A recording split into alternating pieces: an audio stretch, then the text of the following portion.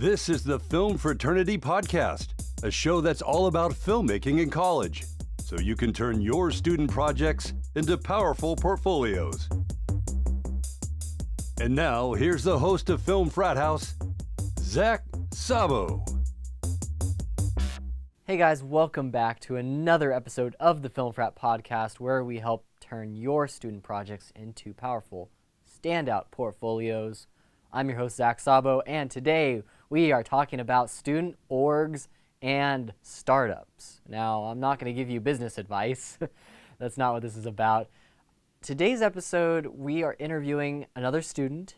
You could say that this is another student showcase, but I'm titling this one a bit differently because I think its theme is very important, and I think it may have grabbed your attention, which I was hoping for, because I really think that this is an avenue for potential videographers and filmmakers who are studying in a media degree major, track, or the like.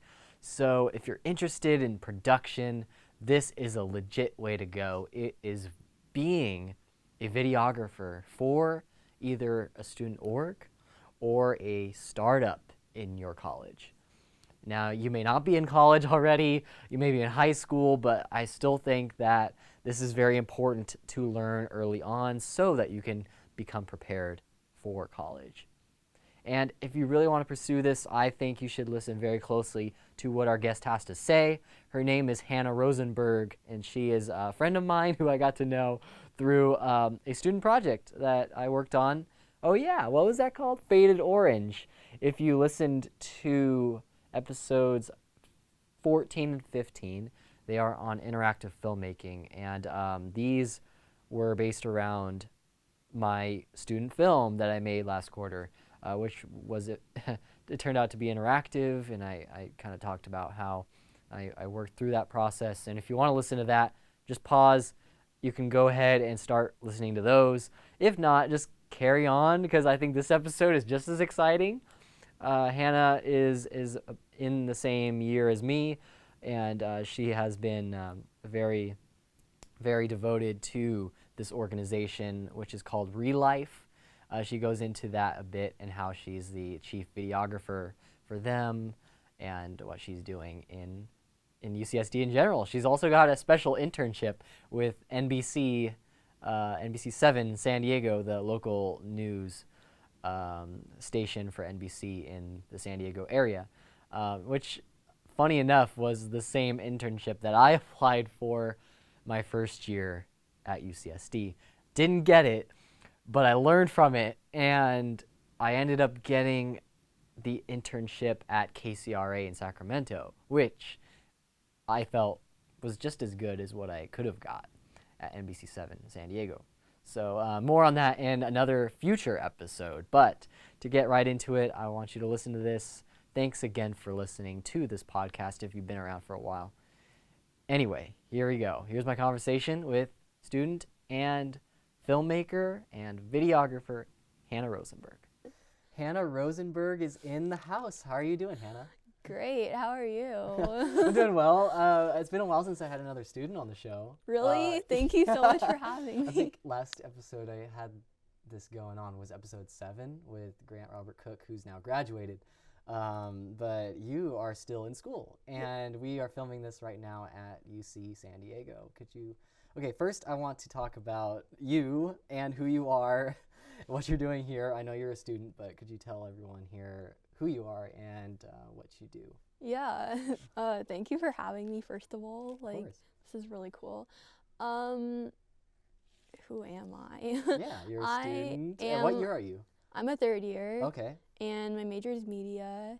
And I'm kind of just on a mission to experience as much as I possibly can and make the most out of this experience, because it's not going to happen again. And like, as students, we're in such a prime position to soak in. Like, I think of it as a sponge, and I just want to be a human sponge. I want to soak in every single opportunity I can possibly get my hands on. And I know the only things I've ever regretted are the things I decided not to do. So I pretty much go off of that. That's good. I love your drive. Like, it's funny because, like, I've heard your name kind of floating around on Facebook in, like, the UCSD, like, media community, or some of my friends. I saw your name listed up there, and I'm like, oh, I don't know who this person is, but I'll probably come across them someday. And And then sure we enough, last quarter you reached out and you helped me on my film, Yeah. which is so cool. That's not going to be released for a while. That's but okay. I'm so thankful. You were BTS, so thanks for the awesome photos. Yeah, it was fun. Yeah, so I'm really excited because today's topic is something that just kind of like popped into my head recently, and it was about student orgs, and not just that, but startups. And it's something that not every university has. Fortunately, UCSD has a business school, and so there are a lot of startups that happen through that.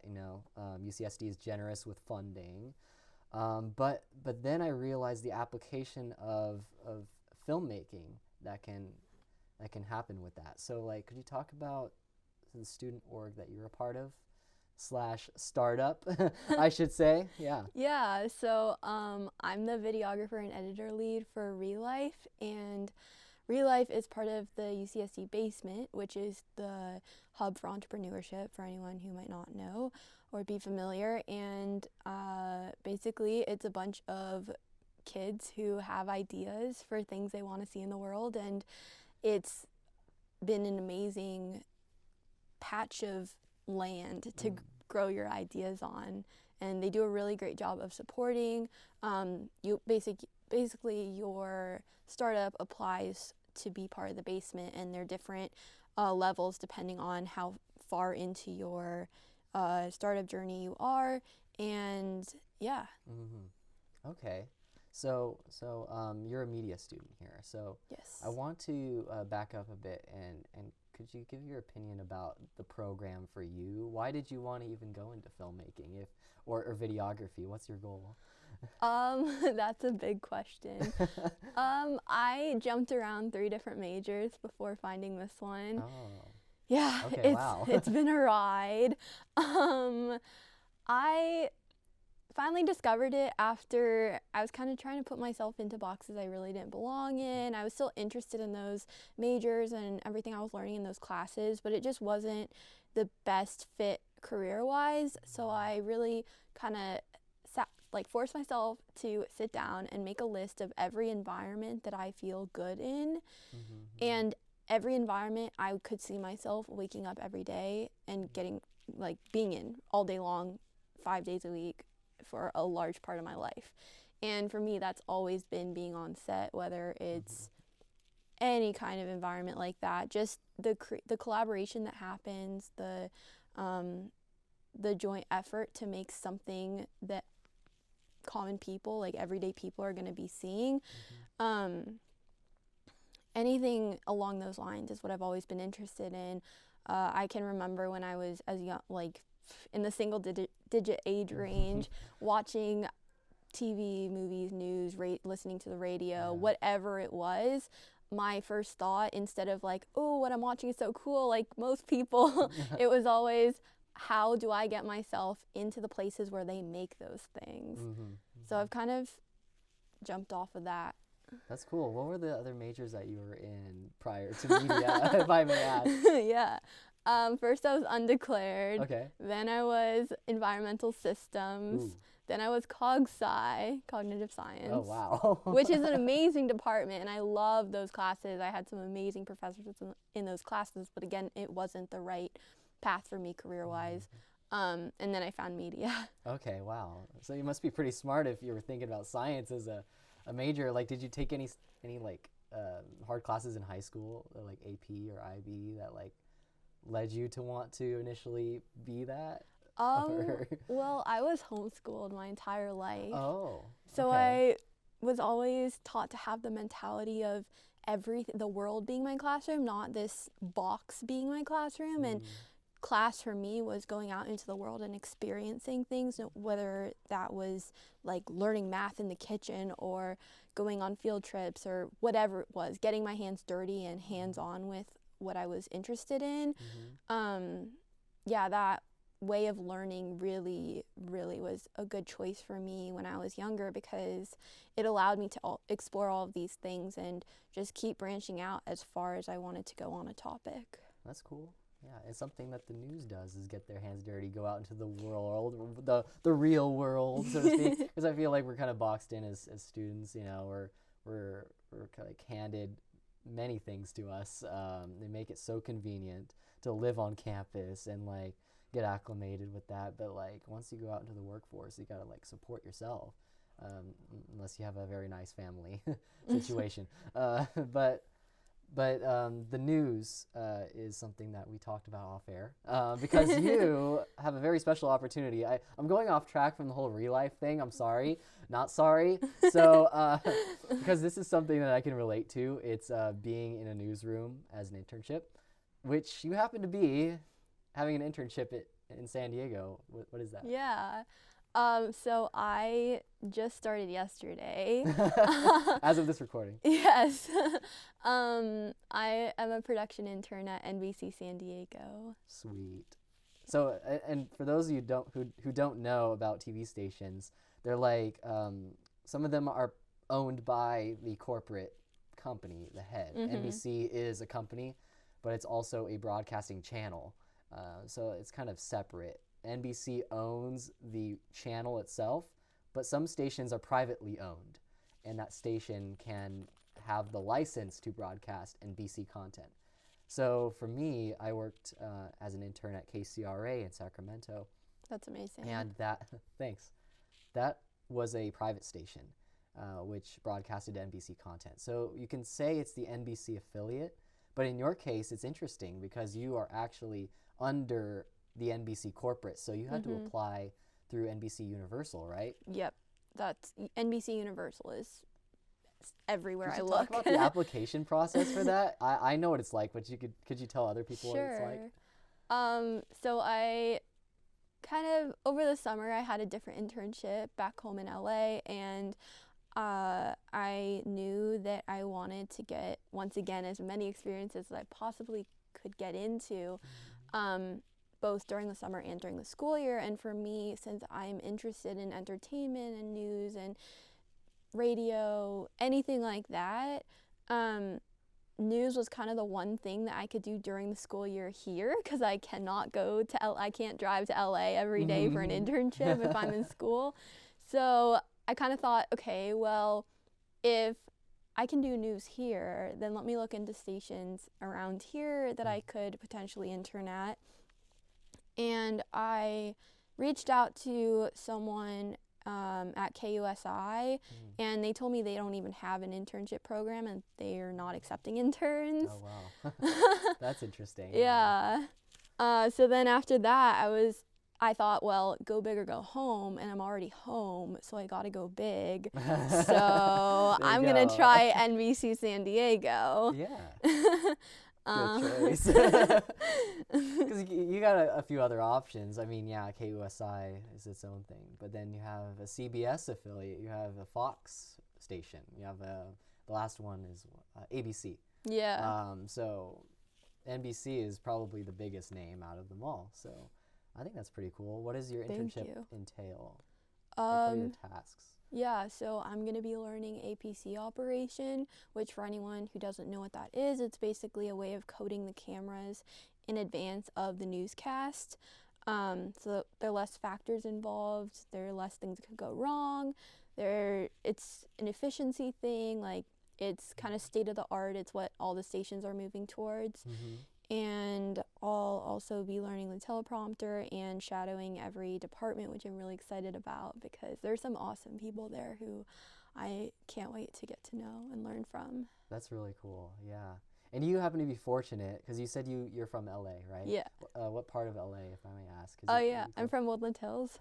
Okay. Have you been there? I've heard of it. But where is that, an approximate, relative to everything else in LA? It's about 20 to 30 minutes from Hollywood. Downtown LA is a little bit longer. Yeah. Okay. It depends on traffic though. Traffic. Is that a little bit north?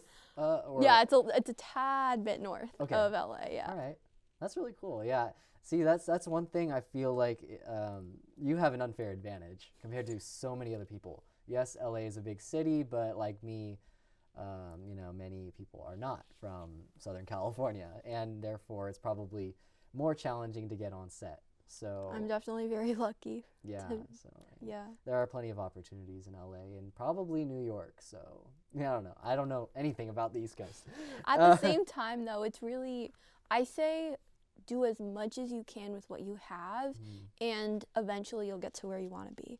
You can start from nothing and make your life how you want to design it. Like, I taught myself to cake decorate when I was 14, and I had no tools, nothing, none of the things that people say you have to have, and I was still able to do it. So it's just whatever it is, like whatever you're interested in, whether it's film, TV, whatever it is, it's always possible. Like, that's my motto. Anything is possible. Dang, I was gonna ask you what word of advice would you give to student filmmakers, and you jumped the gun. Hannah, stop it. Okay, you're too good. Okay, yeah. See, you already answered that question, but let's go back to ReLyfe. Student orgs / startups. So, Yeah. so being a startup, there's money involved. So does everyone in the startup get paid, or is it unpaid? And in particular, your job. Yeah, so just to make it clear, I'm not the founder of ReLyfe at all. The Yeah. two founders are amazing, but they just graduated last spring, 2019, and they had this vision, so they decided as they were graduating to hire an entirely new team to continue it on, and the goal is to get it in every UC first, and then to hopefully to every university in the country, which is a huge goal, but it's definitely very needed. The mission is amazing, and I'm so glad I get to be a part of it. Yeah, so Yeah, what is the mission, if I may ask? What is the main reason why? Because I think you briefly said it in the beginning, but could you reiterate what ReLyfe stands for? yeah, of course.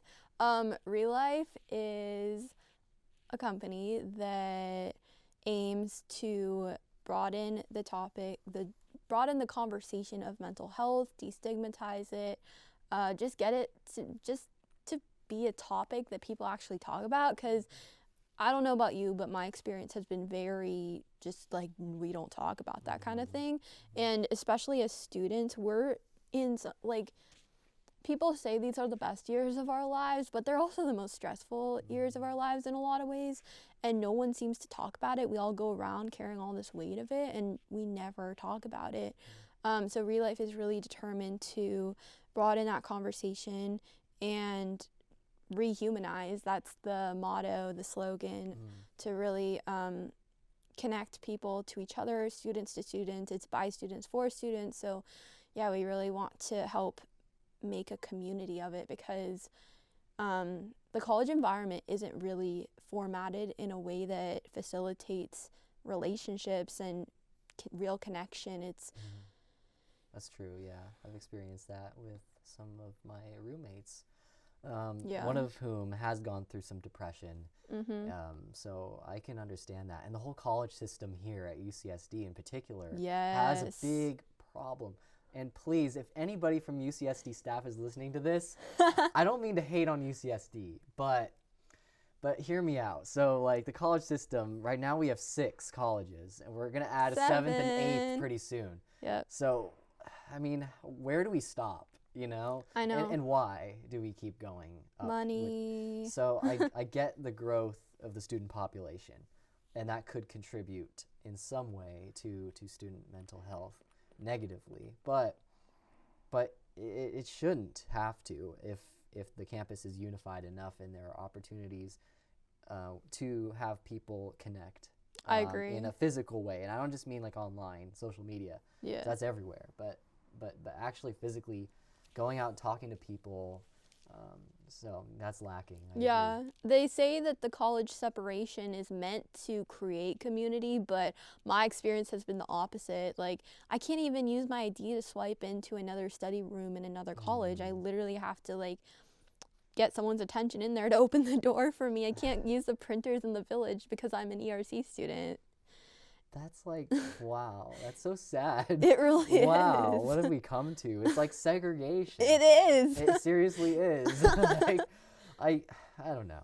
I don't like it, but so what is your job specifically with ReLyfe? Like, what do you guys actually do in the community to help resolve this problem? So we make videos that are sit-down interviews with whoever our rehumanizer is for that episode.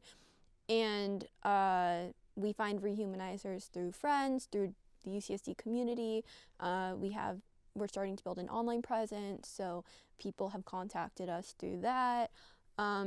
Anyone who wants to share their story of any challenge they've ever overcome, whether it's quote big or quote small, it doesn't matter. If you're a human being, you've experienced things, and those stories should be told. And it's designed to give both the people who have the stories a voice and to help the viewers and their peers like us, and feel less alone, feel less just isolated in this type of environment, because it can be a lot. Yeah, so you interview other students basically. Yeah. So let's see, that's actually a really good mission. I really like that. That's really great. You guys are doing that. Where are these videos posted? That's what I meant to ask. They're posted on YouTube. The trailers are posted on Instagram, so the previews. What else? Yeah, all the social. I see you guys are on Instagram and probably Twitter, Facebook, right? Yeah, and we're also an official CAPS resource. Okay. Counseling and Psychological Services is the overarching mental health service at UCSD, and we are one of their resources, so they often direct clients to our videos. Yeah. So again, is your position, so it's part-time obviously because you're a student, but is it a paid opportunity or is it unpaid? So right now it's unpaid because we're still starting up. We're still very much in the grind of getting this thing going. And yeah, it's a great team. We are all really passionate about it and willing to support something like this because we see potential. Yeah, so it's funny because I'm a part of an org, not a startup, but I'm a videographer for the Intermission Orchestra at UCSD. Yeah. And so I feel like it's personally important to be a part of a campus org of some sort. Do you agree? 100%. Yeah. Like what opportunities does it give you besides, the hands-on skills and a resume entry? Yeah, I think student orgs are amazing because it allows you to meet people and just work on something you all love, whether it's a startup or a traditional organization. And just, I think it adds a lot to the college experience. I think for me individually, it's important because I know I need something that's not academic in my life. Otherwise, I go insane. I need something that's not just school, and so do all of us.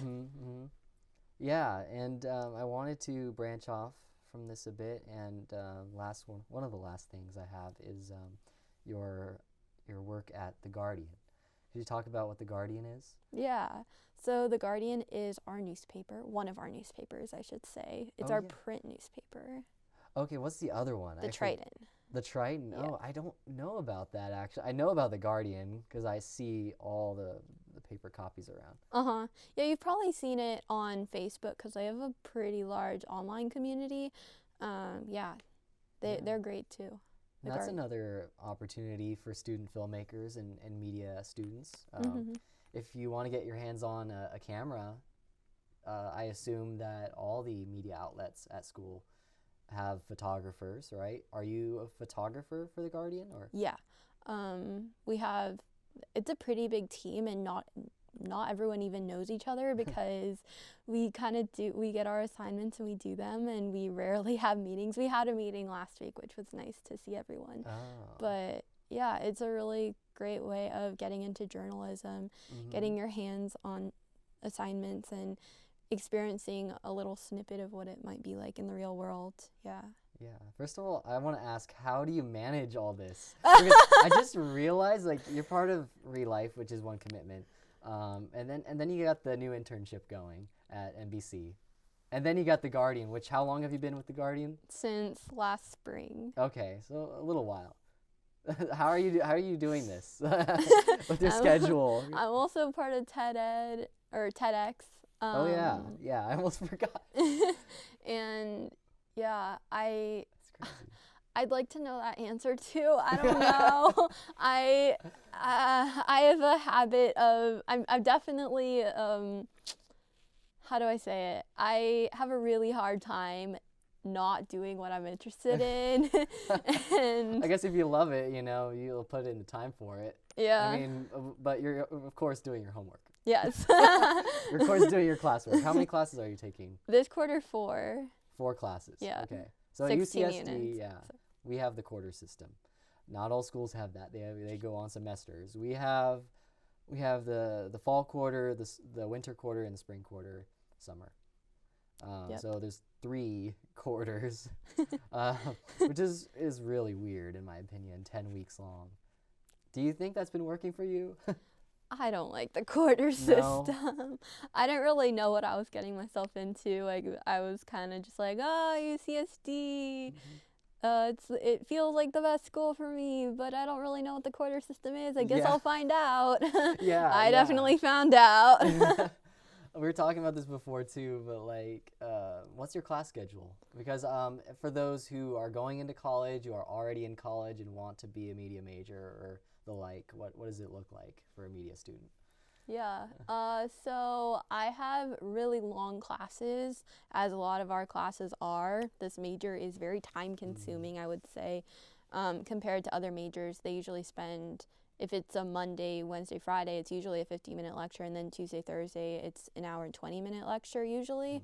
But our classes are usually 3 hours. At least the production classes are.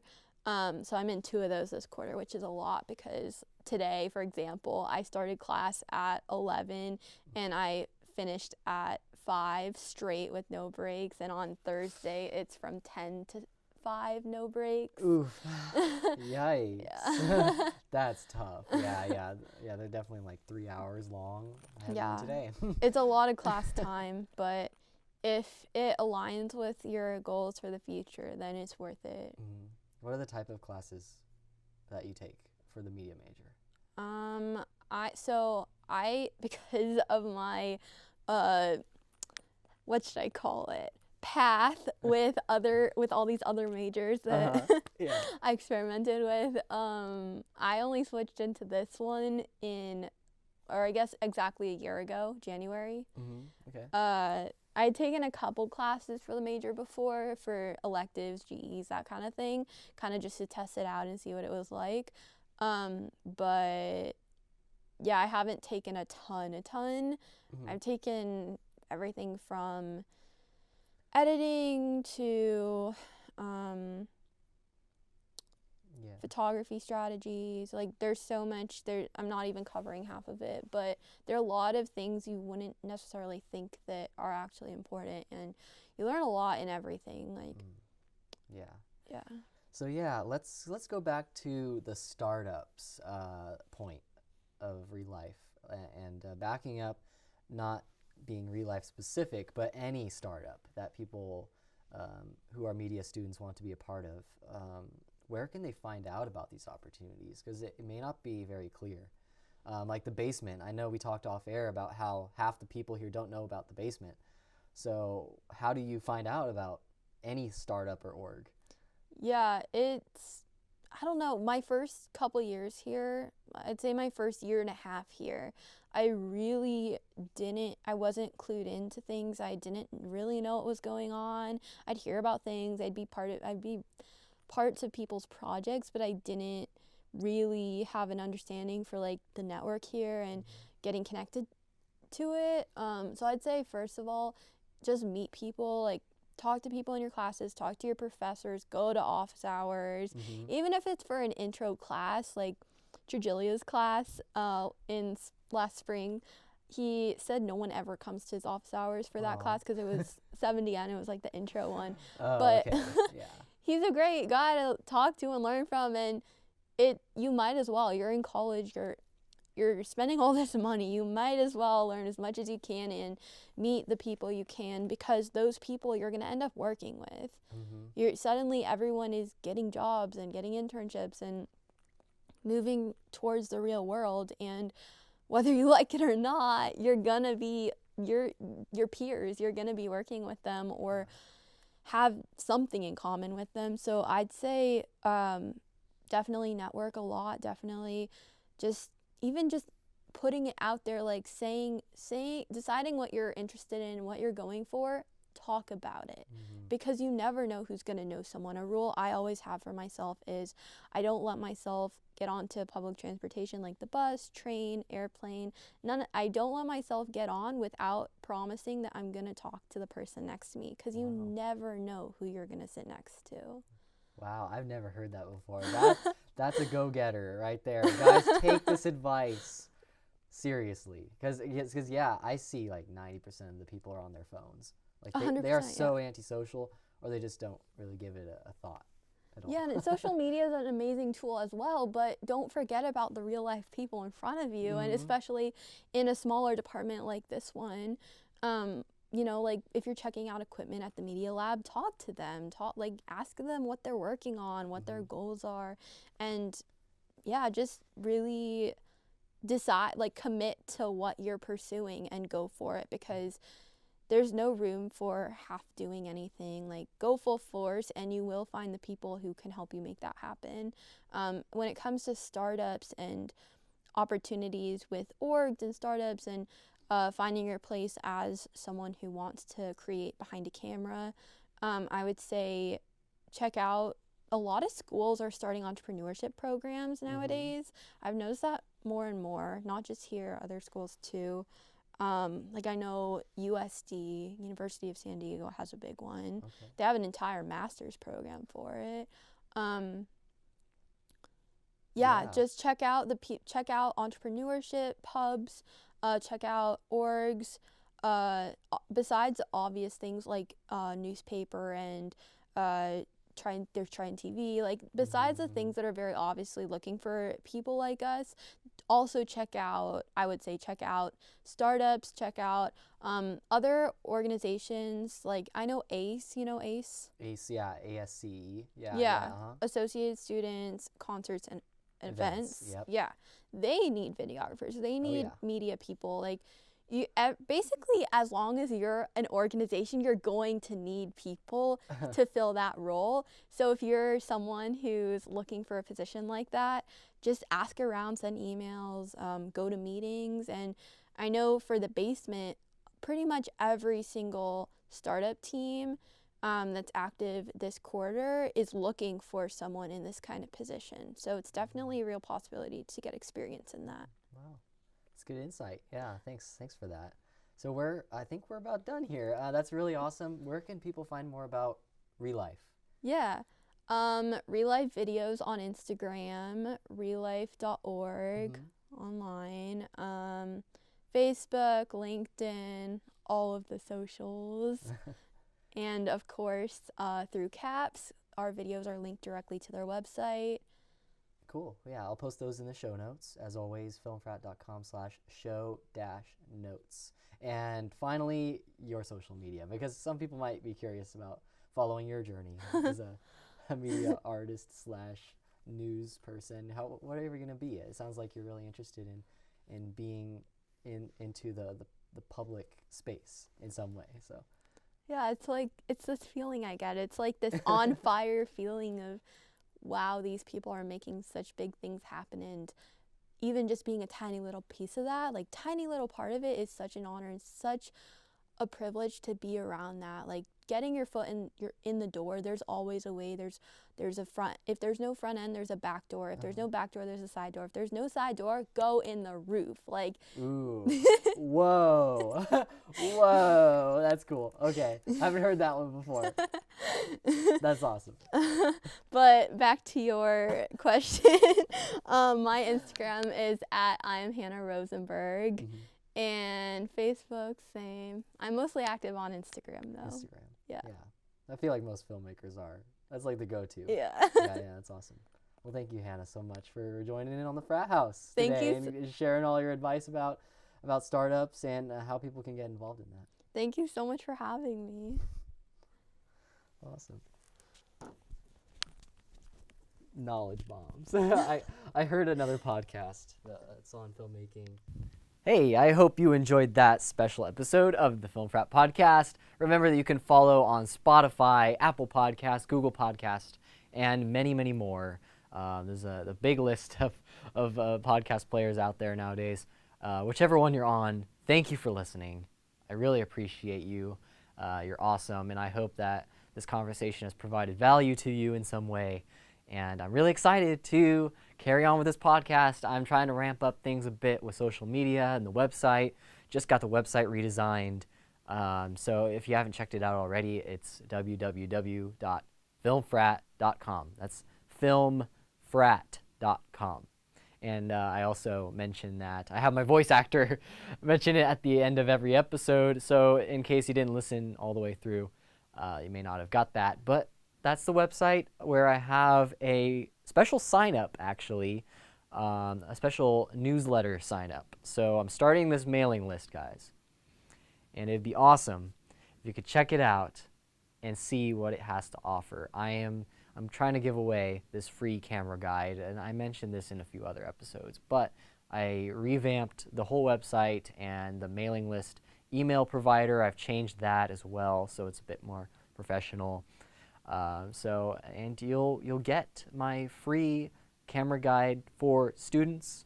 It is completely free, and I put a lot of effort into that, and it's just mainly to help anybody, student or not, buy their first camera and know what to look for in a camera. So I list a bunch of specs out of all the main brands that are out there, and then I list my top favorites for each budget category. I have like a $500 under 500 category, I have an under $1,000 category, and I have an under 2,000. Check that out, and remember that you can follow on social media at FilmFrat on Twitter, Facebook, and Instagram. I mostly post to Instagram nowadays. I've been trying some Twitter too, but I notice most of my traffic goes through Facebook and Instagram. So yeah, check it out. I'm posting content every week. Every week there's a new episode. Every Monday at 9 a.m. is a fresh one. So, so thank you again so much, and tune in next time where I will definitely have something lined up. We'll see. It's a mystery. It's like a box of chocolates. Okay, that's a bad metaphor. Anyway, hope you guys have a great rest of your day. Remember that you are gifted, you are creative, and you are able. Talk to you later. That's all from this episode of the Film Fraternity Podcast. For more filmmaking tips and tricks you can use on your next project, visit www.filmfrat.com. That's FILMFRAT.com.